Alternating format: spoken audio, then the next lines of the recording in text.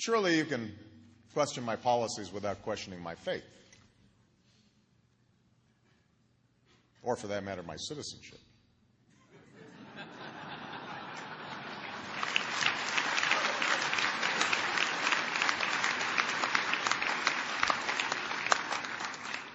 Challenging each other's ideas can renew our democracy, but when we challenge each other's motives,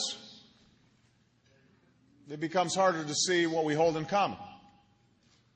We forget that we share, at some deep level, the same dreams, even when we don't share the same plans on how to fulfill them.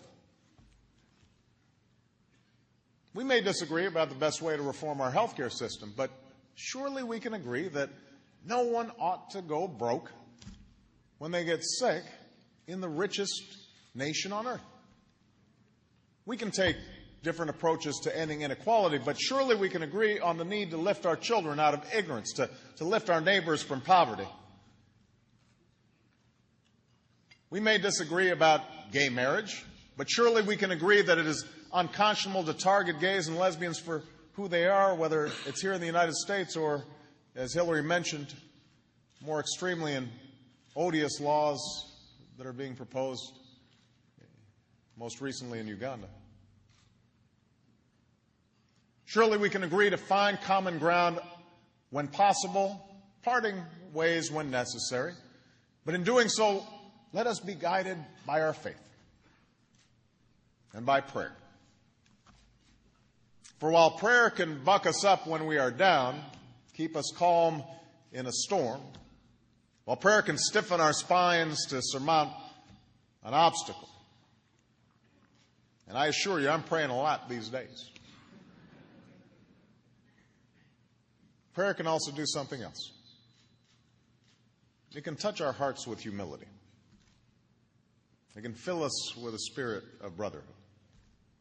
It can remind us that each of us are children of an awesome and loving God. Through faith, but not through faith alone, we can unite people to serve the common good.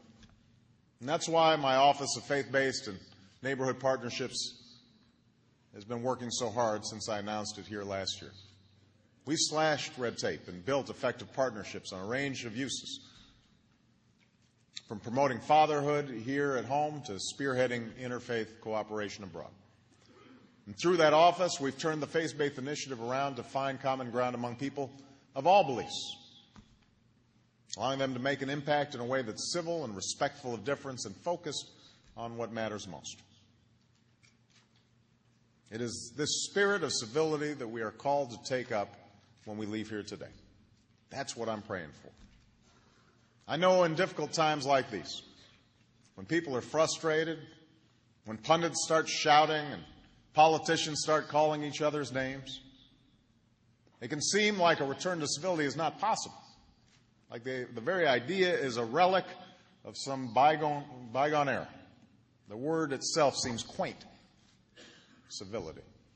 But let us remember those who came before.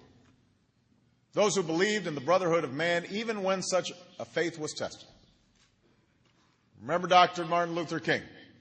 Not long after an explosion ripped through his front porch, his wife and infant daughter inside, he rose to that pulpit in Montgomery and said, "Love is the only force capable of transforming an enemy into a friend." In the eyes of those who denied his humanity, he saw the face of God. Remember Abraham Lincoln. On the eve of the Civil War, with states seceding and forces gathering, with a nation divided, half slave and half free, he rose to deliver his first inaugural and said, "We are not enemies, but friends. Though passion may have strained, it must not break our bonds of affection." Even in the eyes of Confederate soldiers, he saw the face of God. Remember William Wilberforce, whose Christian faith led him to seek slavery's abolition in Britain. He was vilified, derided, attacked. But he called for lessening prejudices and conciliating goodwill, and thereby making way for the less obstructed progress of truth. In the eyes of those who sought to silence a nation's conscience, he saw the face of God. Yes, there are crimes of conscience that call us to action. Yes, there are causes that move our hearts and offenses that steer our souls. But progress doesn't come when we demonize opponents. It's not born in righteous spite. Progress comes when we open our hearts, when we extend our hands, when we recognize our common humanity. Progress comes when we look into the eyes of another and see the face of God.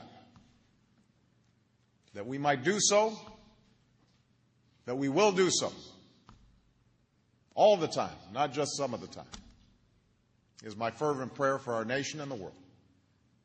Thank you. God bless you, and God bless the United States of America.